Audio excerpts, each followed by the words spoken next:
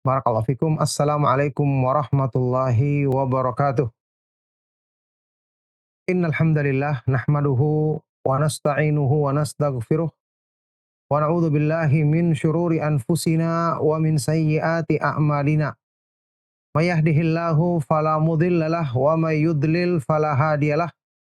Wa asyhadu an la ilaha illallah wahdahu la syarikalah wa asyhadu anna Muhammadan abduhu wa rasuluh. Allahumma salli wa sallim wa barik ala nabiyyina Muhammadin wa ala alihi wa sahbihi wa man tabi'ahum bi ihsanin ila yaumiddin amma ba'du. Alhamdulillah, ikhwatal Islam, ma'asyiral ikhwah wal akhwat fid din rahimakumullah. Para ikhwan dan akhwat kaum muslimin, para pemerhati Roja TV dan Radio Roja dimanapun antum berada, barakallahu fikum. Kita bersyukur kepada Allah Subhanahu wa taala atas semua limpahan nikmat dan karunia-Nya, dan termasuk kebaikan besar yang Allah Subhanahu wa taala mudahkan bagi kita di pagi hari ini adalah kemudahan untuk kembali mengadakan majelis ilmu, membahas ayat-ayat Al-Quran dan hadits-hadits Rasulullah Sallallahu Alaihi Wasallam dengan penjelasan para ulama Ahlus Sunnah wal Jamaah, sebagaimana yang kita adakan rutin di setiap hari Kamis pagi ini, yaitu mengkaji kitab yang sangat bermanfaat, kitab Al-Fawaid, buah karya dari Al-Imam Syamsuddin Abu Abdillah Ibnu Qayyimil Jauziyah rahimahullahu taala. Baik, kita mengkaji kitab Al-Fawaid dengan yang telah ditahqiq ya atau disusun secara sistematis oleh Syekh Ali Hasan Al-Halabi rahimahullahu taala, sehingga diberi judul Fawaidul Fawaid. Baik, saat ini kita melangkah di pembahasan yang kedua dari kitab ini setelah pembahasan yang pertama kan mengenai masalah akidah dan tauhid. Sekarang di pembahasan berikutnya adalah mengenai Al-Quran dan tafsir. Ini juga banyak faedah-faedah sesuai dengan judul buku ini, ya. Faedah-faedah seputar Al-Quran yang saat ini di pembahasan yang pertama dari kitab atau dari fasal tentang atau bab tentang Al-Quran dan tafsir ini, halun nasi ma'al Quran, keadaan manusia bersama Al-Quran. Ini pembahasan sebenarnya akan mengkaji makna firman Allah Subhanahu wa taala di surah Al-Furqan ayat ke-30. A'udzubillahi minasyaitonir rajim. Wa qala ar-rasulu ya rabbi inna qaumi ittakhadhu hadzal qur'ana mahjura. Dan Rasul, yakni Nabi Muhammad sallallahu alaihi wasallam berkata, "Wahai Rabbku ya Allah, sesungguhnya kaumku, sesungguhnya umatku menjadikan Al-Qur'an ini sebagai sesuatu yang mahjur, yang mereka tinggalkan, mereka abaikan." Ini tentu merupakan peringatan bagi kita bahwa Al-Qur'an ini banyak manusia yang meninggalkannya, kecuali tentu saja orang-orang yang dirahmati oleh Allah Subhanahu wa taala dan mendapatkan petunjuknya. Padahal Al-Qur'an adalah sebaik-baik petunjuk. Al-Quran merupakan sebab yang menumbuhkan keimanan sekaligus membersihkan kotoran penyakit hati, merupakan obat bagi keraguan-raguan di hati kita, kesalahpahaman dan kerusakan-kerusakan dalam iman kita, juga obat bagi penyakit anggota badan kita dengan izin Allah Subhanahu wa taala. Yakni keutamaan dan kemuliaan Al-Quran yang sangat agung seperti ini ternyata banyak dilalaikan oleh manusia, kecuali orang-orang yang mendapatkan rahmat Allah Subhanahu wa taala dan mendapatkan taufiknya. Maka kita akan bahas dalam kesempatan kali ini bagaimana penjelasan dari makna hajrul Quran, meninggalkan atau berpaling dari Al-Quran sebagaimana yang disebutkan di dalam ayat Al-Quran tadi di surah Al-Furqan ayat 30, ayat ke-30 tadi. Imam Ibnu Qayyim rahimahullah taala berkata, hajrul Qur'ani anwa'un. Meninggalkan atau berpaling dari Al-Quran itu ada beberapa macam.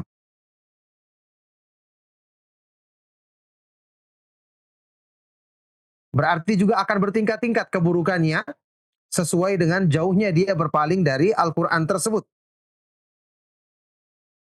Ahaduha, yang pertama, hajru sama'ihi wal imani bihi wal isgha'i ilaihi. Pertama, meninggalkan, tidak mau mendengarkannya, meninggalkan keimanan, berpaling dari keimanan kepadanya, dan al-isgha, berusaha mengkonsentrasikan pendengaran kepadanya. Tidak mau mendengarkan, tidak mau mengimaninya, tidak mau memberikan perhatian. Sudah, ini adalah kedudukan yang paling parah. Naudzubillahi min dzalik. Ini sebab kecelakaan. Ya, karena kita tahu Al-Qur'an Allah Subhanahu wa taala turunkan dan menjamin orang yang berpegang teguh dengannya, membaca dan merenungkan isinya, mengamalkannya, dia akan dijauhkan dari kecelakaan dan kebinasaan. Allah Subhanahu wa taala berfirman di surat Thaha, "Fa imma ya'tiyannakum minni huda fama tabi'a hudaya fala yadhillu wala yashqa." Maka jika datang kepadamu petunjuk dariku wahai manusia, maka barang siapa yang mengikuti petunjukku, dia tidak akan tersesat dan tidak akan celaka, tidak akan sengsara hidupnya.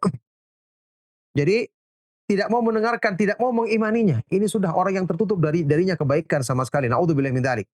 Kitab yang paling agung yang Allah turunkan kemudian orang berpaling darinya, berarti orang ini pantasnya menjadi orang-orang yang celaka dan binasa. Naudzubillahi min dzalik. Baik, watsani, yang kedua, hajrul amali bihi wal wuqufi 'inda halalihi wa haramihi wa in qara'ahu wa amana bihi. Termasuk berpaling dari Al-Qur'an adalah tidak mengamalkannya, kemudian tidak berhenti pada perkara halal dan haramnya. Meskipun dia membacanya dan beriman dengannya secara umum. Ya, jadi sekedar membacanya bahkan dengan bacaan yang indah, bacaan yang merdu dan tajwid yang benar, makhraj yang indah. Betul, ini termasuk bagian dari mengamalkan atau membaca Al-Quran. Tetapi Al-Quran diturunkan tujuannya agar kita bisa mengikuti halal dan haramnya, mengikuti hukum-hukumnya, mempraktekkan isinya. Setelah kita mengimaninya secara umum, kita membacanya, apa yang kita tujukan di balik semua itu? Tujuan dari kita membacanya dengan bacaan yang bagus adalah untuk mengenal kandungan isinya. Bukankah Al-Quran diturunkan untuk direnungkan maknanya, agar menjadi pelajaran, agar menjadi sebab yang akan mengisi kita dengan kebaikan sekaligus membersihkan kotoran-kotoran yang menghalangi keimanan di hati kita. Makanya Allah Subhanahu wa taala berfirman, "Kitabun anzalnahu ilaika mubarakul liyadabbaru ayatihi wa liyatadzakkara ulul albab." Kitab Al-Qur'an yang kami turunkan kepadamu wahai Rasulullah, penuh dengan keberkahan, penuh dengan kebaikan. Liyadabbaru, agar manusia merenungkan isinya, ayat-ayatnya, dan agar orang-orang yang berakal bisa mengambil pelajaran darinya. Maka tujuan Al-Quran diturunkan adalah untuk dipahami isinya, agar bisa diamalkan kandungan maknanya. Adapun membaca atau bahkan menghafalnya, ini merupakan sarana. Tentu sarana akan menjadi indah kalau mencapai atau membawa kepada tujuan. Makanya seseorang yang dikatakan sebagai ahli Al-Quran yang sesungguhnya adalah bukan hanya sekedar membaca tapi tidak paham isinya. Ya, bagaimana mungkin dia bisa mengamalkan isi Al-Quran kalau dia tidak faham, tidak merenungkan? Di dalam kitab yang ditulis oleh Imam Ibnu Qayyim rahimahullah taala, kitab Miftahu Daris Sa'adah, ketika beliau menafsirkan firman Allah Subhanahu wa taala, "Alladzina atainahumul kitaba yatlunahu haqqa tilawatihi ulaika yu'minuna bih." Orang-orang yang kami turunkan kepada mereka kitab dari sisi Allah, yang kemudian mereka mentilawah kitab itu dengan sebenar-benar tilawah. Mereka lah orang-orang yang beriman kepadanya. Ibnu Qayyim rahimahullah taala berkata, tilawatul Qur'ani tatanawalu tilawata lafdhihi wa tilawata ma'nahu. Wa tilawatul ma'na afdalu min mujarradi tilawatil lafzi. Wa ahluha hum ahlul Qur'an. Mentilawah Al-Quran meliputi membaca huruf-hurufnya, yakni membaca dengan bacaan yang benar, juga mentilawah artinya mengikuti kandungan maknanya, merenungkan isinya. Dan yang namanya tilawah dengan makna, membaca dengan merenungkan isinya, ini lebih utama daripada hanya sekedar membaca huruf-hurufnya. Dan orang yang selalu membaca dengan merenungkan maknanya, inilah ahli Al-Quran. Kita tahu, ahli Al-Quran adalah yang disebutkan dalam hadis Rasulullah SAW dalam Musnad Imam Ahmad yang dinyatakan sahih oleh Syekh Al-Albani rahimahullah taala. Rasulullah SAW bersabda, ahlul Quran, ahlullahi wa khassatuhu. Ahli Al-Quran, mereka adalah orang-orang yang sangat dekat dan sangat istimewa di sisi Allah Subhanahu wa taala. Jadi orang yang membaca dan merenungkan isinya, ya, mengamalkan kandungan maknanya, berhenti kepada halal dan haramnya. Inilah ahli Al-Quran yang sesungguhnya. Dan orang-orang yang meninggalkan ini juga banyak. Dan ini termasuk meninggalkan Al-Quran yang disebutkan celaannya di ayat ke-30 surat Al-Furqan tadi. Baik, wasalith, jenis berpaling dari Al-Quran yang ketiga. Hajru tahkimihi wa tahakumi ilaihi fi usulid dini wa furu'ihi. Meninggalkan, ya, tidak berhukum dengannya atau mengembalikan hukum kepadanya, baik dalam perkara-perkara dasar-dasar landasan agama atau dalam cabang-cabangnya.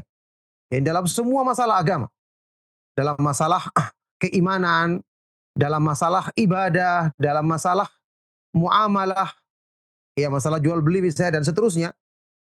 Jadi dalam masalah prinsip-prinsip dasar agama maupun cabang-cabang agama, wa'tiqadu annahu la yufidul yakin. Juga keyakinan yang mengatakan bahwa Al-Quran itu tidak memberikan arti keyakinan. Al-Quran hanya memberikan arti dhon, prasangkaan. Ini semua dusta. Ini semua adalah kebatilan. Keyakinan seperti ini berarti meninggalkan, termasuk meninggalkan Al-Quran. Wa anna adillatahu lafdhiyatun la tuhassilul ilm. Dan bahwasanya dalil-dalil Al-Quran itu hanya lafdhiyah, hanya lafaz saja, tidak bisa menghasilkan ilmu yang yakin. Ini semua menjadikan orang kemudian ragu terhadap Al-Quran. Padahal Al-Quran itu dari sisi Allah Subhanahu wa taala, yang Allah Subhanahu wa taala jamin kemurniannya, jamin terhindarnya, bersihnya dia dari kesalahan. La ya'tihil batilu min baini yadayhi wala min khalfihi, tanzilu min hakimin hamid.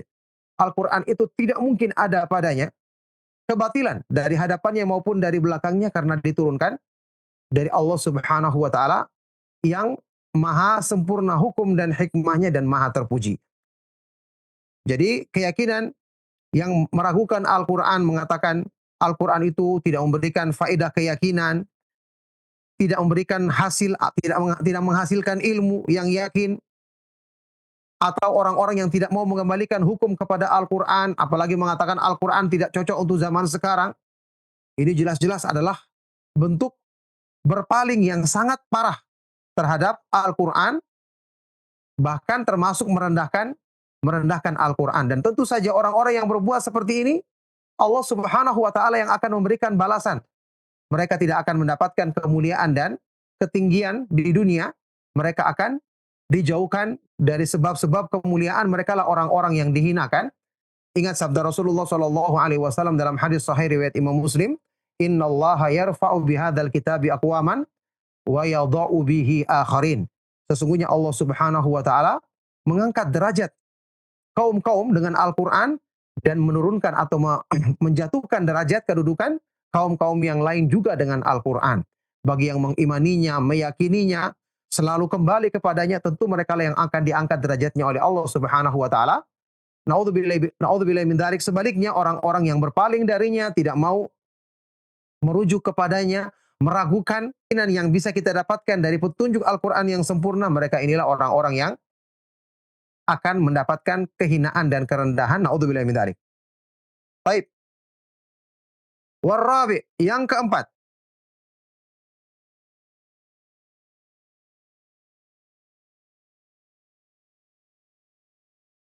Hajru tadabburihi wa tafahumihi wa ma'rifati ma aradal mutakallimu bihi minhu. meninggalkan tadabbur, perenungan terhadap maknanya, berusaha memahami kandungannya, dan mengetahui apa yang diinginkan oleh Allah Subhanahu wa taala ketika menyampaikan firman-Nya ini. Ya, karena dengan kita merenungkan kita bisa mengambil keindahan Al-Qur'an untuk membersihkan hati kita yang kotor, menguatkan keyakinan kita yang masih ragu, menumbuhkan buah-buah keimanan di hati kita. Ini dengan kita merenungkan kandungan maknanya akan kita mengeluarkan keberkahan, keberkahan dan keindahan-keindahan makna Al-Qur'an. Ya, yang setelah itu tentu kita akan mudah mengamalkannya dengan izin Allah Subhanahu wa taala, mudah untuk mengambil hukum-hukumnya dan mempraktekannya dalam kehidupan kita. Baik, makanya ini juga termasuk meninggalkan Al-Qur'an yang banyak dilakukan oleh kaum muslimin, ya, kecuali orang-orang yang dirahmati oleh Allah Subhanahu wa taala. Wal khamisu, yang kelima, hajrul istishfa'i wat tadawi bihi fi jami'i amradil qulubi wa adwa'iha. Termasuk berpaling dari Al-Qur'an adalah tidak mengambil pengobatan dan penyembuhan penyakit dengan Al-Qur'an. Dalam semua penyakit-penyakit hati, ya, dan keburukan-keburukan, kotoran-kotoran di hati. Fayatlubu shifa'a da'ihi min ghairihi wa yahjuru tadawiya bihi. Maka seseorang ini justru mencari pengobatan sakitnya dari selain Al-Qur'an dan meninggalkan mengambil pengobatan dari Al-Qur'an. Jelas Allah Subhanahu wa taala menurunkan Al-Qur'an di antara fungsi terbesarnya adalah syifa'ul lima fis sudur. Obat bagi penyakit di dalam dada kita, penyakit hati kita. Allah Subhanahu wa taala berfirman, "Ya ayyuhan nasu qad ja'atkum mau'izatum mir rabbikum wa syifaa'ul lima fis sudur wa hudaw wa rahmatul lil mu'minin." Wahai orang-orang yang beriman, sungguh telah datang kepadamu nasihat dari Rabbmu di dalam Al-Qur'an dan obat bagi penyakit hatimu serta petunjuk dan rahmat bagi orang-orang yang beriman. Ya, kita tahu masalah penyakit hati ini masalah terbesar yang menimpa kebanyakan manusia. Ya, masalah-masalah yang berhubungan dengan keimanan ini adalah masalah yang paling besar yang dialami oleh semua manusia atau kebanyakan manusia. Ya, kemudian kebersihan hati kita juga tahu merupakan sebab yang menumbuhkan iman dan menjadi sebab kebaikan pada semua anggota badan manusia. Lihatlah ketika Rasulullah SAW dalam hadis riwayat Imam Muslim bersabda, "At-taqwa hahuna." Takwa itu terletak di sini, sambil beliau menunjuk ke dalam dada beliau 3 kali. Kemudian ada hadis riwayat Bukhari Muslim lainnya yang terkenal, kita kenal bersama dari Abu Hurairah radhiyallahu taala anhu. Rasulullah sallallahu alaihi wa alihi wasallam bersabda, "Ala wa inna fil jasadi mughdatan idza salahat salahal jasadu kullu wa idza fasadat fasadal jasadu kullu ala wa hiya al qalbu." Ketahuilah dalam diri manusia ada segumpal daging. Kalau segumpal daging ini baik, maka semua anggota badannya akan baik. Kalau buruk, maka semua buruk atau rusak, maka semua anggota badannya akan buruk atau rusak. Ketahuilah segumpal daging itu adalah hati manusia. Jadi, tidak mengambil pengobatan dan penyembuhan penyakit hati dari Al-Quran. Orang bahkan mengambil dari yang selainnya. Lebih senang mendengarkan kata-kata manusia ketika ingin memperbaiki dirinya. Ya, maka ini akan menjadi sebab penyakit hati tersebut tidak akan hilang. Karena yang menurunkan Al-Quran ini adalah Allah Subhanahu wa taala, dialah yang menciptakan hati kita dan paling tahu tentang kemaslahatan bagi hati manusia. Ingat ketika Rasulullah SAW membuat perumpamaan tentang petunjuk yang beliau bawa dari Allah Subhanahu wa taala, dan tentu petunjuk tersebut yang paling utama adalah Al-Quran. Rasulullah SAW bersabda, "Inna mathala ma ba'athani Allahu bihi minal huda wal ilmi kamathali ghaithin asaba ardon." Sesungguhnya perumpamaan atau permisalan dari ilmu dan petunjuk yang Allah turunkan kepada aku untuk disebarkan kepada manusia adalah seperti perumpamaan hujan yang baik yang turun di muka bumi. Masya Allah, ini fungsi pendekatan pemahaman bahwa Al-Quran itu ketika menyentuh hati, ya, maka akan berfungsi seperti hujan yang baik yang turun di muka bumi. yang akan menyuburkan tanah yang tandus, menghidupkan tanah yang gersang, memberikan kesegaran, menumbuhkan tumbuh-tumbuhan. Kemudian ada bagian tanah yang bisa menampung air untuk kehidupan bagi makhluk hidup. Subhanallah, sangat besar keutamaannya. Jadi orang yang tidak mengambil pengobatan dari obat yang Allah Subhanahu wa taala turunkan ini, benar-benar dia akan celaka dan binasa, akan mati hatinya. Yang menjadi sebab tidak ada kebaikan bagi orang-orang yang seperti ini, naudzubillahi min dzalik, karena dia tidak mau mengambil pengobatan dan penyembuhan penyakit dari ayat-ayat Al-Qur'an yang agung. Baik, inilah 5 yang namanya hajrul Qur'an, berpaling dari Al-Qur'an. Kata Imam Ibnu Qayyim rahimahullah taala, "Wa kullu hadza dakhilun fi qoulihi", maka semua ini masuk dalam firman Allah Subhanahu wa taala di ayat tadi Al-Furqan ayat ke-30, "Wa qala ar-rasulu ya rabbi inna qaumi ittakhadhu hadzal qur'ana mahjura." Dan Rasul sallallahu alaihi wasallam berkata, "Wahai Rabbku, ya Allah, sesungguhnya kaumku, sesungguhnya umatku menjadikan Al-Qur'an ini sebagai sesuatu yang mereka tinggalkan. Mereka abaikan, mereka berpaling darinya." Naudzubillahi min dzalik. Ya. Wa in kana ba'dul hajri ahwanu min ba'd. Meskipun tentu saja sebagian dari sikap berpaling dari Al-Qur'an ini tidak separah yang lain, kayak tidak beriman kepadanya sama sekali, ya, tidak mau mendengarkannya sama sekali. Ini jelas yang paling parah sampai kufur atau ingkar, padahal Al-Qur'an ini isinya adalah merupakan sebaik-baik petunjuk yang Allah Subhanahu wa taala turunkan kepada manusia. Nah, tapi jelas semua merupakan keburukan karena disebutkan di dalam ayat ini sebagai bentuk bentuk celaan, dan ini menimpa umat Nabi Muhammad sallallahu alaihi wasallam, kecuali mereka-mereka yang dijaga dengan penjagaan Allah Subhanahu wa taala. Ya.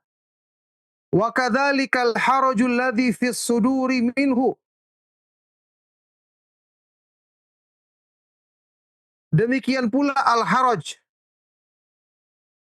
rasa berat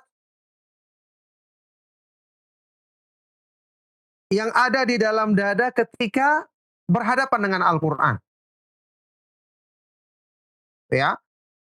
Ketika Allah Subhanahu wa taala menyebutkan di dalam ayat-ayat Al-Qur'an, sebagian orang itu ketika diperintahkan kembali kepada hukum Allah, ada yang masih merasakan haraj.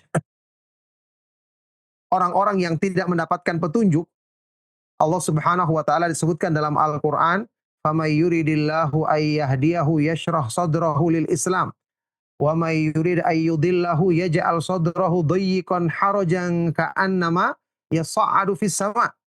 Barang siapa yang Allah Subhanahu wa taala kehendaki untuk berikan hidayah kepadanya, Allah jadikan hatinya lapang, legah, terbuka menerima Islam. Tapi barang siapa yang Allah kehendaki dia tersesat, Allah jadikan dadanya, hatinya sempit dan berat menerima Islam, seolah-olah dia mendaki ke langit. Di ayat lain Allah Subhanahu wa taala berfirman, "Wa ma ja'ala 'alaikum fid dini min haraj." Dan Allah Subhanahu wa taala tidak menjadikan bagimu dalam agama ini ada sesuatu yang memberatkan. Ya. "Fala wa rabbika la yu'minuna hatta yuhakkimuka fima syajara bainahum, thumma la yajidu fi anfusihim harajan mimma qadaita wa yusallimu taslima." Maka tidaklah, demi Rabbmu, demi Allah, wahai Rasulullah, mereka tidaklah beriman sampai mereka mau menjadikan kamu hakim pemutus dalam perkara atau persengketaan yang terjadi di kalangan mereka. Kemudian mereka tidak mendapati dalam diri mereka rasa berat, haraj, dalam keputusan yang engkau berikan, dan mereka tunduk sepenuhnya. Nah, yang namanya haraj yang terdapat dalam dada manusia ini ketika membaca Al-Quran, ya, juga bermacam-macam. Fa innahu taratan yakunu harajan min inzalihi wa kauni haqqan min indillah. Ada perasaan berat karena Al-Quran diturunkan. Karena Al-Quran itu adalah kebenaran dari sisi Allah. Ini orang-orang kafir, orang-orang munafik yang tidak punya keimanan di hatinya, yang ada kekufuran di hatinya, tentu merasakan perasaan berat seperti ini. Naudzubillahi min dzalik. Wa taratan yakunu min jihatil mutakallimi bihi au kaunihi makhluqan min ba'di makhluqatihi. ya, alhama ghairahu an takallama bihi. Kemudian kadang-kadang juga dari sisi orang yang mengucapkan Al-Quran itu sendiri, yang membaca Al-Quran itu sendiri, atau dia meyakini Al-Quran itu makhluk, termasuk dari sebagian makhluk Allah Subhanahu wa taala yang Allah Subhanahu wa taala berikan ilham kepada selainnya untuk mengucapkannya, ya. Wa taratan yakunu min jihati kifayatihi wa adamiha wa annahu la yakfil ibad bal hum muhtajuna ma'ahu ilal ma'kulati wal akyisati awil ara'i awis siyasat. Ada juga keyakinan, ya, haraj, rasa berat terhadap Al-Quran ini dari sisi apakah Al-Quran ini cukup sebagai petunjuk atau tidak cukup. Ya, dia meyakini Al-Quran tidak cukup untuk memberikan petunjuk bagi manusia. Mereka mengatakan Al-Quran itu tidak cukup sehingga manusia butuh kepada kaidah-kaidah akal, kiasan-kiasan, analogi-analogi, atau pendapat-pendapat atau siasat-siasat. Jelas ini merupakan penolakan yang nyata terhadap Al-Quran, terhadap kesempurnaan Al-Quran. Naudzubillah min dzalik. Wa taratan yakunu min jihati dalalatihi wa ma urida bihi haqa'iquhu al-mafhumatu minhu 'inda al-khitab aw urida bihi ta'wiluha wa ikhrajuha an haqa'iqiha ila ta'wilatin mustaqrahatin mushtarikah. Kadang-kadang juga dari sisi penunjukan Al-Quran itu sendiri, ya, dan hal-hal yang diinginkan darinya berupa hakikat-hakikat yang difahami ketika kita membaca Al-Quran atau mendengarkannya. Atau misalnya diinginkan dari ayat-ayat Al-Quran itu ditakwilkan dan dikeluarkan dari maknanya yang hakiki kepada takwil-takwil yang buruk, ya, dan bermacam-macam itu. Ini juga ada yang meyakini seperti itu. Padahal kita yakini Al-Quran pasti lafadznya adalah benar, kandungan maknanya juga benar. Pasti Al-Quran itu secara asal tujuannya adalah menjelaskan makna yang hakiki sesuai makna yang ditunjukkan dalam bahasa Arab, karena Allah Subhanahu wa taala berfirman, "Inna anzalnahu Qur'anan Arabiyyan la'allakum ta'qilun." Sesungguhnya kami turunkan Al-Qur'an itu berbahasa Arab agar kamu bisa memahaminya. Baik. Wa taratan yakunu min jihati kauni tilkal haqa'iqi wa in kana muradatan wa in kanat muradatan fahiya thabitatun fi nafsil amri au auhama annaha muradatun lidarbin minal maslahati. Jadi berbagai macam, ya, yang keraguan mereka ini. Kadang-kadang dari sisi bahwa makna hakiki yang ditujukan dalam Al-Quran, kalau itu maksudnya, maka itu adalah perkara yang tetap dalam hal ini, atau auhama, memberikan kesan, waham, bahwasanya itu diinginkan untuk salah satu dari jenis kemaslahatan. Yani ungkapan-ungkapan dari mereka-mereka yang tidak meyakini kecukupan Al-Quran itu menunjukkan makna yang hakiki.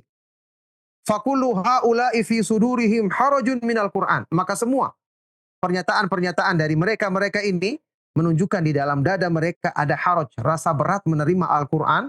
Na'udzubillah min dzalik. Wa hum ya'lamuna dzalika min nufusihim wa yajidunahu fi sudurihim. Dan mereka sendiri mengetahui itu ada pada diri mereka, di dalam jiwa mereka, dan mereka dapati itu ada pada dada-dada mereka, di dalam hati-hati mereka.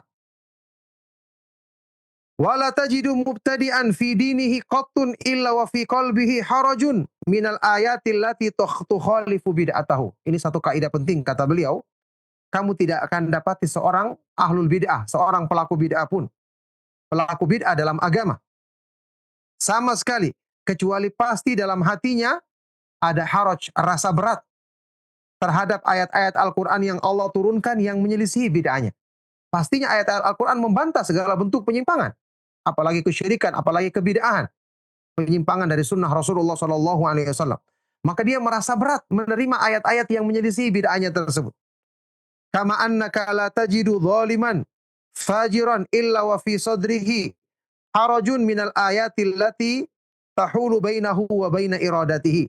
Sebagaimana kamu tidak akan mendapati seorang yang berbuat zalim, seorang fajir, seorang yang sangat keji, berbuat perbuatan yang keji atau buruk, kecuali pasti dalam hatinya, dalam dadanya ada perasaan berat, haraj dari ayat-ayat yang menghalangi dia dari melakukan keinginannya, berbuat zalim atau melakukan perbuatan keji tersebut. Naudzubillah min dzalik.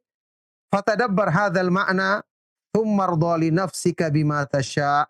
Maka renungkanlah makna ini, kemudian ridhoilah untuk dirimu apa yang kamu sukai.